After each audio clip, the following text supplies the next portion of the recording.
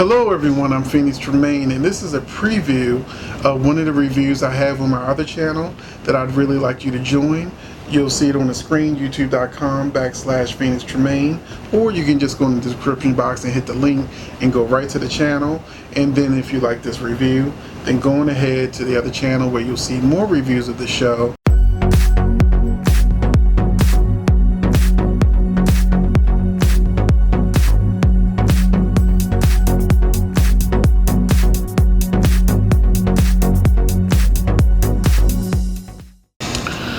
Hello everyone, I'm Phoenix Tremaine, and this is going to be my review of Tyler Perry's Ruthless Episode 1, which you can watch on BET+.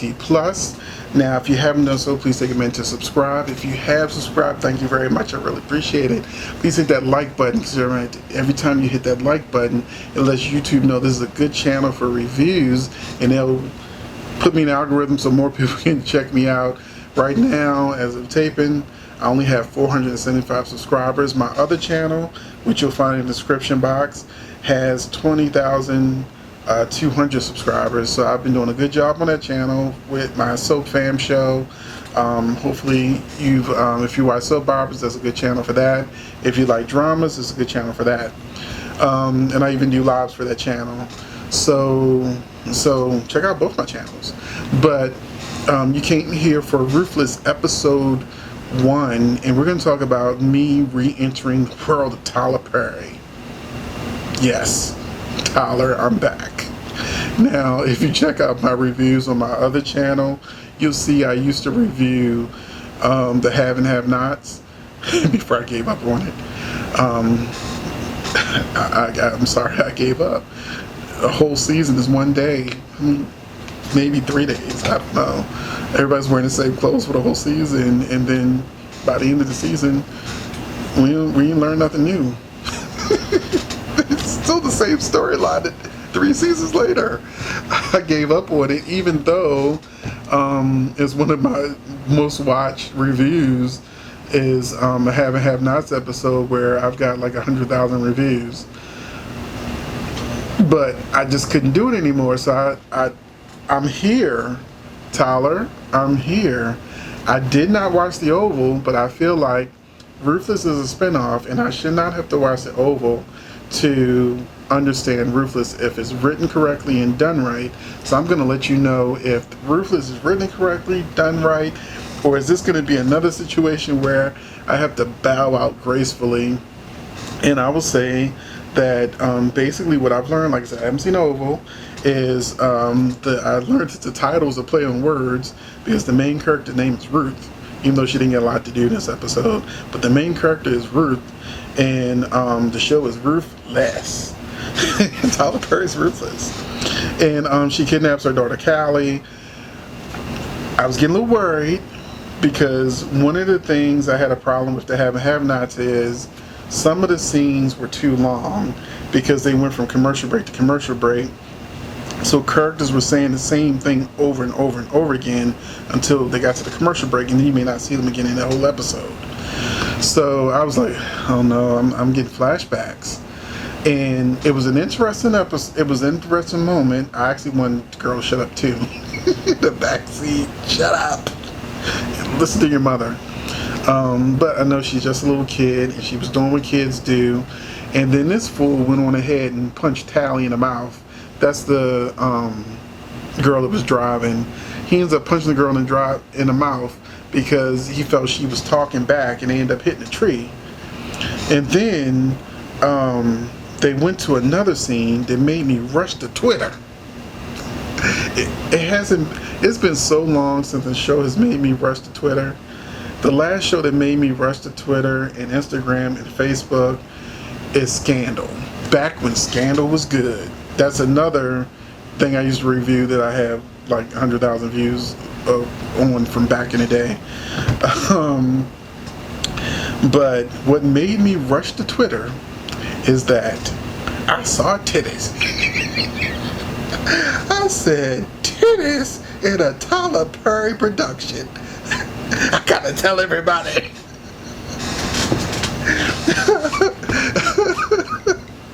So, because you know how Tyler Perry shows are, the men, no matter how old they are, they look like they just stepped out the gym. They're usually muscular, in shape, good looking. A lot of Tyler Perry actors, especially the worse they act, the better they look. So you know why they were hired. And then the women can be anything. They can be older, they can be thicker, they can be, homely looking, and then there's some good ones kind of thrown in because people complain so much. And then we got some good looking ones. But a lot of times the women look like who did it and why, and then the men look like they just stepped off the runway. And that's just been the running joke with Tyler stuff. And so you might see, like, I think in Have and Have Nots there was an episode where they showed, God, I can't remember not David's son, I forget the gay one, forgot his name, I want to call him Justin, but they showed his butt in one of the earlier episodes, and so I kind of expected something like that, but Tyler Perry gave me titties. Who'd ever thunk it? And she's pretty, and then they held the camera on the titties. And then they didn't show the man's butt. You saw his chest, but they didn't even focus on the man in the scene. The woman was the star of the sex scene that's in the episode. I was like, I must be in for a ride. This is new territory. I'm intrigued. So yes, you had me at titties. And then Tally has to steal a car, and of course she kind of botches it up. The owners come out, they hear her trying to steal a car, the man tries to shoot her, they end up shooting the truck, and they manage to steal a piece of her robe, which I'm sure will come into play later down the road. And so once again she's in trouble for that. She stole the truck, but there's evidence left behind. And Callie gets put with the children. It's a very sad scene. We know things like this happens in real life, so it was well done. And I have to say this, I'm so happy this is on BET Plus, breast aside, because they fixed the thing that I was scared of happening. Because Have and Have Nots is on a format where they have to insert commercials, I think sometimes scenes are extended longer than they have to be. So with this show, there's no commercials.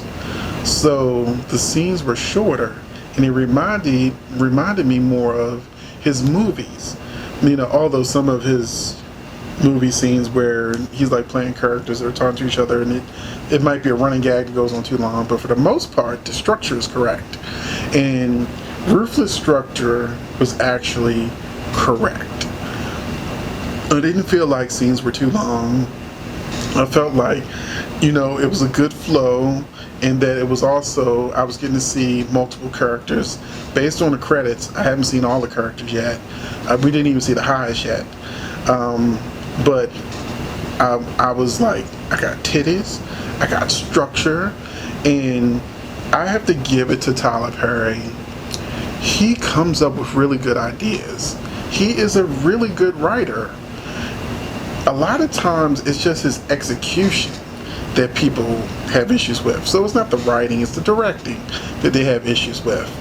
And so far I'm just so pleasantly pleased, but I'm it's still a Tyler Perry production. I'm reeling me in. It's making me want to watch The Oval. It's making me want to watch The Oval now. If I do, I'll review that too. But Deacon and Tally, Tally reveals Andrew got her pregnant while she's washing clothes. And also I forgot, I was so focused on the breast in the earlier scene, I forgot to mention that the lady and the husband in question, he's an FBI agent who his boss somehow knows they were having sex. I don't know what that was about, but his boss knows that they were having sex and tells him he's outside, come on down, he needs to talk to him, just go ahead and put your clothes on. And he gives him this new assignment that this character Andrew is under deep cover. They haven't heard from him, and they wanted him to go undercover, but they're not sure if Andrew will recognize him from the FBI. So they decide that he'll work on the outside. His wife Lynn decides that, because the agent name is Brian Rollins, and his wife Lynn is like, well, I used to be a cop and a Marine, and you want me to be moving around to do this assignment or that assignment, and every time I settle down, we gotta move again. And she's like, I want to be in on action. I want to be go undercover and go help save these children. And he's like, absolutely not. You cannot do this. So what she does is the stupidest thing I've ever seen. One, I had questions, because she said, if you take this assignment, you have to move again. But they can't be that far from where the place is, because she says she's going to go jog, and she jumps in her car and goes to the compound where the terrorists are, and she's like, hey, I want to join. And then she gets it, and I'm like, the WTF. And she goes to the compound, and then she immediately has no cover story, no nothing. She was just impulsive. And she goes there, and Andrew, who's the guy who's deep undercover, realizes that she's lying about who she is. And so two guys come out, and they're like, start holding her down, and then they start giving her this water, telling her, they had that Tyler Perry moment where he kept saying, drink it. She's like, no. She's like, drink it. She's like, no. She's like, drink it. She's like, no. We don't need all that. It should have just been, drink it. She says, no. Hold her head back, make her take it. We don't need the back and forth. That's what makes these scenes stretch out too long. We on BT Plus right now. We ain't gotta do all that. So when he was forcing that water down her throat, I said, you big dummy. And I was screaming at the TV, dummy. And my excitement level raised. And I said, God darn it, Tyler Perry, you got me. Now I want to see what happens next. So I was unsure of whether I was really going to fully commit to this show, but you got me. You did a good job on this show. Definitely did a good job on the show. So I'm very happy and excited to see what happens next on Ruthless. They do have the first 3 episodes on BET Plus. I didn't have time to watch the other 2. I'm going to watch the other 2 tomorrow. Then I'll do reviews of those. But I really want to get out here and tell y'all, whether you've seen it over or not, watch Ruthless. It's a good time. There's a lot of fun. And Lynn just made me mad because she just went to the compound. I'm like, how far is the compound? Do y'all really have to move if she just hop in the car and go? But anyway, that's just minor detail. It's not a big deal. But I really enjoyed the episode, is what I'm trying to say. And when it comes to the Oval, I decided not to watch it. And then one of my friends, he also said he wasn't going to watch the Oval. And he said that his friends made him watch it, binge watch the whole season. They had a whole party over the Oval. And he said the show was so ridiculous, and it just kept getting even more ridiculous. He's like, how much more ridiculous can you get? I got to see the next episode. So now he's like, he's addicted to the Oval because he's like, what's going to happen next? And no matter what you think about Tyler Perry and his writing and the shows, they're the #1 shows out there. People want him to change. Like, his movie was the #1 movie on Netflix at one point. Every time the Oval came out, that was #1. Sisters was #2. So I've even considered watching Sisters. So yeah, I think I'm indoctrinated again. Now, let's see if Ruthless 2 and 3 holds up. I saw Ruthless 2 don't have no sex in it, so it's just violence. So, no titties. But, I'm just kidding. So, thank you for watching this review. It's longer than I thought it was going to be, but I had a lot to say, and that's a good thing. So I'm going to give Ruthless a try, and I'm recommending that you do too. So let's all binge watch Ruthless 1, 2, and 3. Thanks for watching, and I will catch you in the next video. If you've already seen the show, let me know in the comments, or if you want to see the show now after my review, let me know in the comments, and I will check you out and catch you in the next video. Thanks for watching.